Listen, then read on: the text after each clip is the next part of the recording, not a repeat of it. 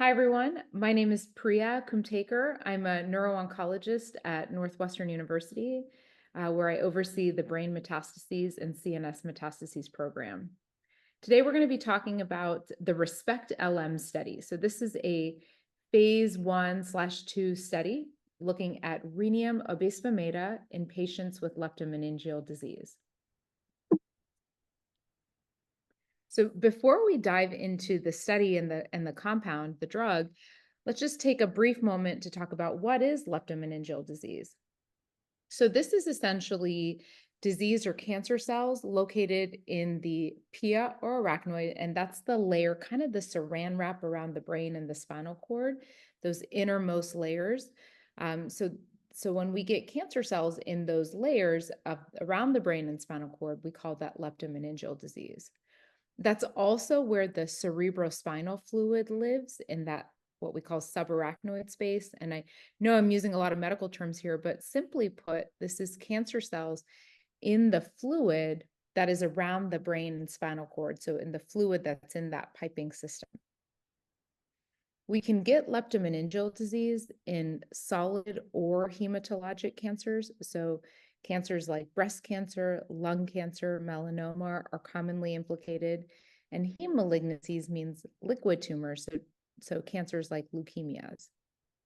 When we get these cancers and when we get leptomeningeal disease, the symptoms that we see are from high intracranial pressure. So that's what ICP means. So intracranial pressure just means the pressure in your head gets larger, gets higher, and that can cause certain symptoms, as well as the pressure that can have pressure around your spinal cord that can also lead to spinal cord symptoms. So we can get things like headaches, nausea, vomiting. We can get cranial nerve symptoms. So these are the nerves that control a lot of our facial functions and head functions. So we can get symptoms like double vision, blurry vision, hearing changes, sensory and motor changes. We can get speech or swallowing issues, just to name a few. And then moving down into your spinal cord, when that fluid has cancer cells in it, they can stick to things like spinal cord and nerve roots, and you can get things like weakness or numbness and tingling in your arms and legs.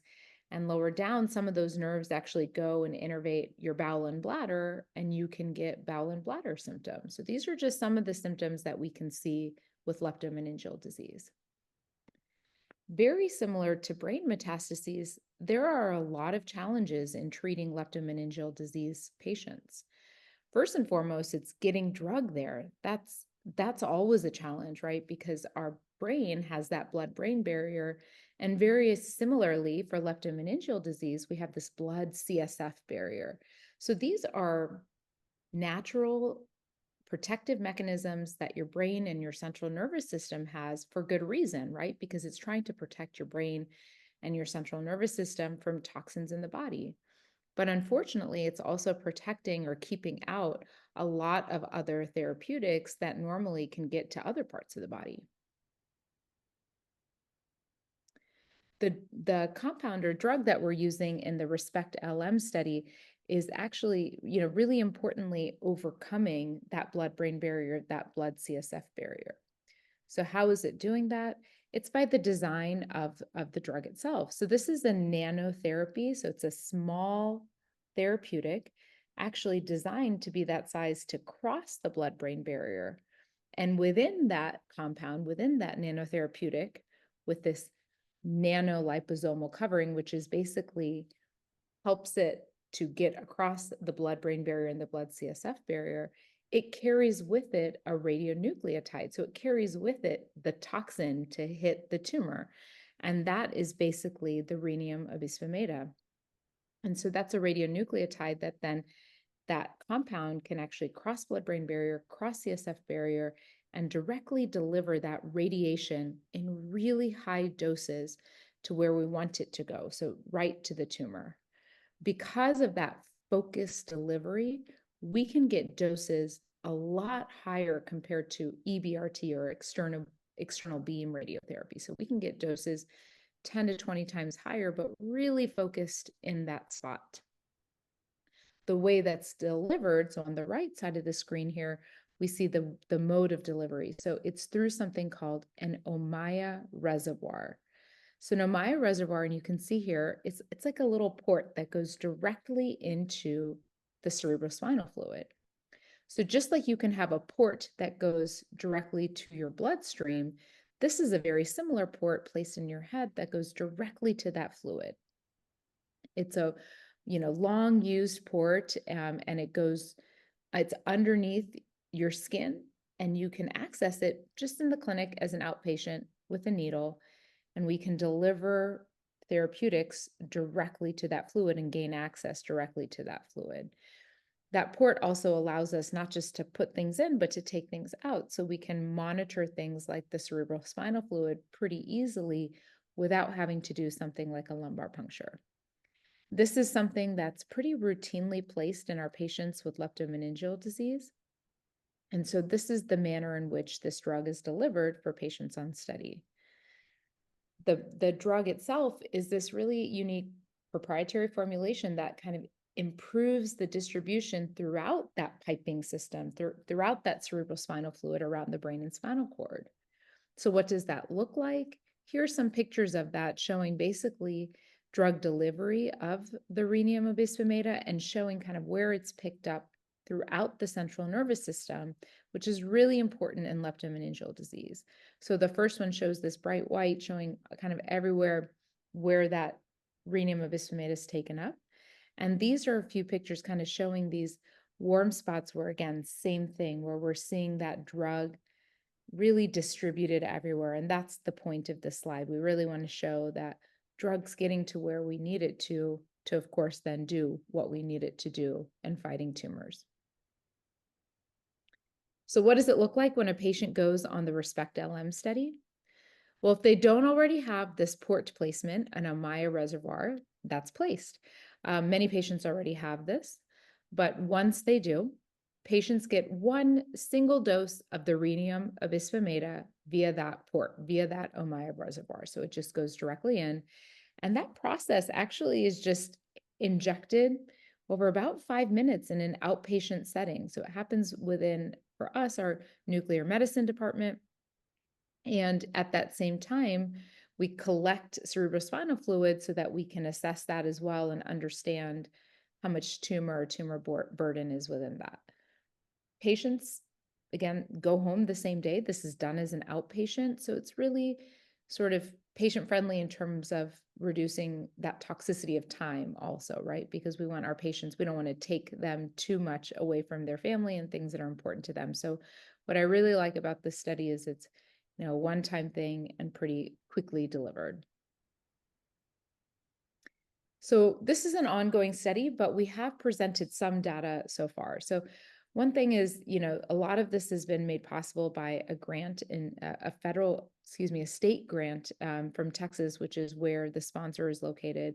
And what we've seen so far is that this is really feasible. So patients across various institutions have received this single dose via an Ommaya reservoir. And that is that rhenium obisbemeda, which is then circulated through the CSF space within minutes. And what we've also seen with follow-up studies is that that drug stays in there for at least 7 days, which is really important, right? Because we don't want that to just wash right through. We want the longer that the patient has exposure to that, the more radiation exposure we think they're going to have to the tumor. And as a result, hopefully more tumor kill.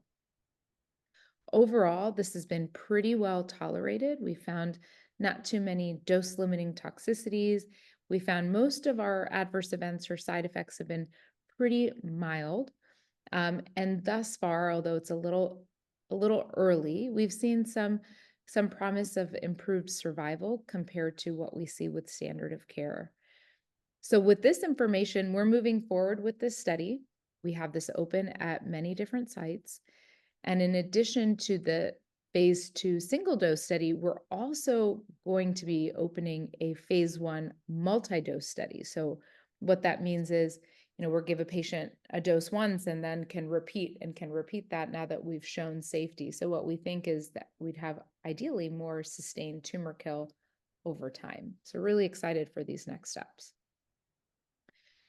This doesn't happen in a vacuum. It's a team effort all across the country. So there are multiple different institutions that are participating in this study. So we have listed here. So if you want to reach out to any of us, if one's more regionally pertinent to you, we'd love to help you with your patients, or if you're a patient yourself, feel free to reach out. This might be a study that's available to you, or the multi-dose study that we have planned. So most importantly, I want to stop here and thank the families and patients the patients who have enrolled on study.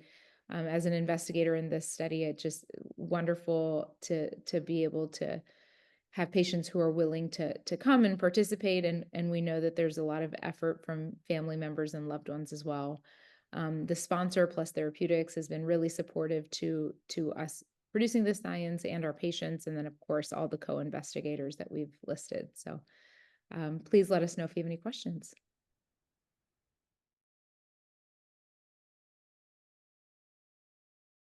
Hi everyone, my name is Priya Kumtekar. I'm a neuro-oncologist from Northwestern University and director of the Brain Metastases Program. I'm here today to talk to you about the ReNIM-LM, or leptomeningeal clinical trial. So this is a phase 1/2A dose escalation study with a novel therapeutic called rhenium obisbemeda in patients with leptomeningeal disease. So leptomeningeal disease is disease that's in the subarachnoid space, or in the fluid that's around the brain and spinal cord. So you might qualify for this study if you have leptomeningeal disease, and the drug that's being used is rhenium obisbemeda. So what that is a nanotherapeutic, so a small drug that within it carries a radionucleotide called rhenium, or rhenium obisbemeda. So the rhenium is then delivered, that radionucleotide is delivered as a poison or a toxin or radiation to the tumor. The way that it's delivered is through a port that actually goes directly into that fluid around the brain and spinal cord. It's called an Ommaya port. So what we found so far is that this drug is pretty safe, and that can be very helpful for our patients with leptomeningeal disease. We're still accruing right now. We're actually in dose escalation, and then we'll be expanding soon. And there's also going to be another study coming out that's going to be multi-dose, so same therapeutic, but given multiple times. So if you're interested in learning more, please feel free to reach out to us, and we're happy to help however you need.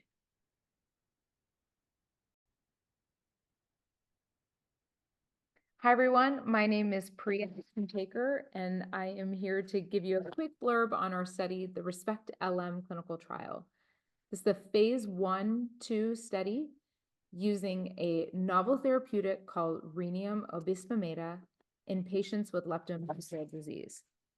This is, again, just for patients with lepto. It's in multiple sites across the country. And right now, we're really focused on looking at the safety and early efficacy of this drug. So if you're interested, please feel free to reach out.